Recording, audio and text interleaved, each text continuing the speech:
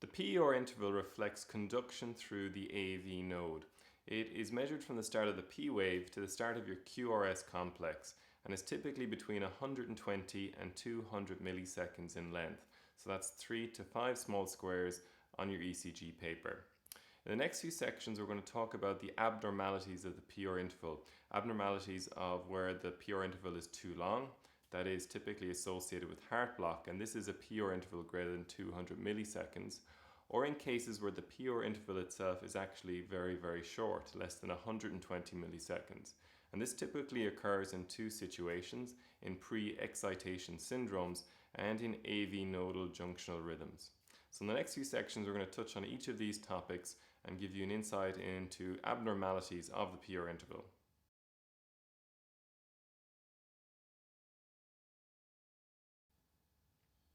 First degree heart block refers to a P-R interval greater than 200 milliseconds or 5 small squares on your ECG paper.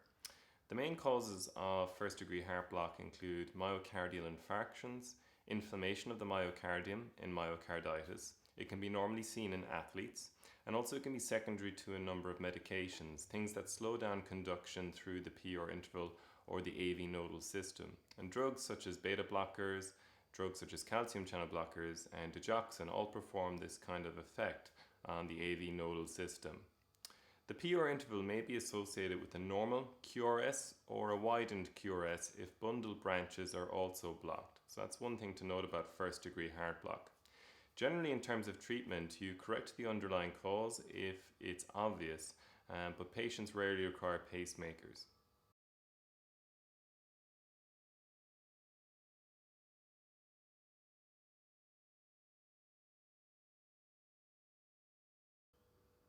So there are two types of second degree heart block. They're referred to as Mobitz type 1 or Wenckebach phenomena and Mobitz type 2. Mobitz type 1 is associated with progressive lengthening of the P-R interval prior to the dropping of a ventricular beat. So the P wave fails to conduct the impulse to the ventricles. So again, you see this long prolongation of sequential P-R intervals and then a dropped beat. And typically patients are not treated unless they're symptomatic, and in that case a pacemaker is given to the patient. Mobitz type 2 phenomenon refers to disease typically below the AV node, whereas Mobitz type 1 is typically disease in or around the AV node itself. In Mobitz type 2, the P-R interval remains constant and then you get a dropped beat. So there's no elongation of the P-R interval as you see in Mobitz type 1. In Mobitz type 2, the P-R interval is constant and then you see a dropped beat or a drop in conduction from the atria to the ventricles. And typically these patients do receive a pacemaker from the word go. If you're to compare second degree heart block to first degree heart block, in first degree heart block you're not seeing any failure in conduction, merely you're seeing a prolongation of the P-R interval.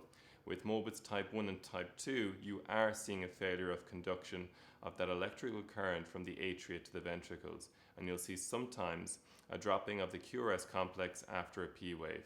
You just have to look at beforehand what's happening to the P-R interval. Is it becoming progressively longer? And if it is, it's Mobitz type 1 and it refers to AV node disease.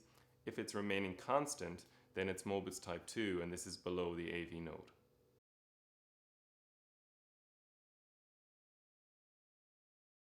Accessory pathways are conduction pathways that bypass normal AV nodal function, and therefore they allow the conduction of an impulse from the atria and to the ventricular system to occur much more quicker than the AV nodal system that's in place. They're known as pre-excitation syndromes, and two examples of this are Wolff-Parkinson-White syndrome and Lown-Ganong-Levine syndrome.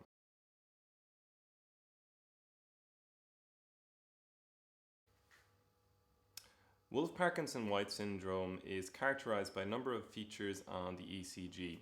You're going to see a short P-R interval, an interval less than 120 milliseconds, and an upsloping of the QRS segment known as the delta wave. These are kind of the characteristic things you'll see. You may also see prolongation of that QRS segment. So putting together those three kind of features on the ECG, that really will give you the diagnosis of Wolff-Parkinson-White syndrome.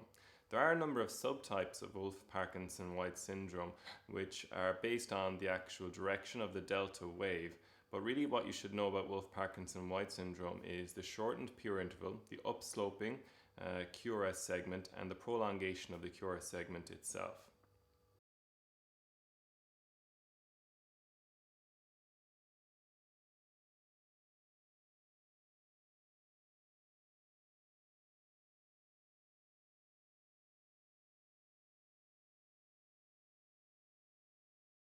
Lown-Ganong-Levine syndrome is kind of similar to Wolff-Parkinson-White, except there are a number of different features you'll see on the ECG.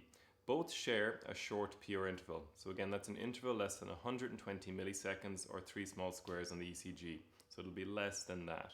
However, with Lown-Ganong-Levine syndrome, you won't see a delta wave and you won't see prolongation of the QRS segment. So that separates this syndrome from Wolff-Parkinson-White syndrome.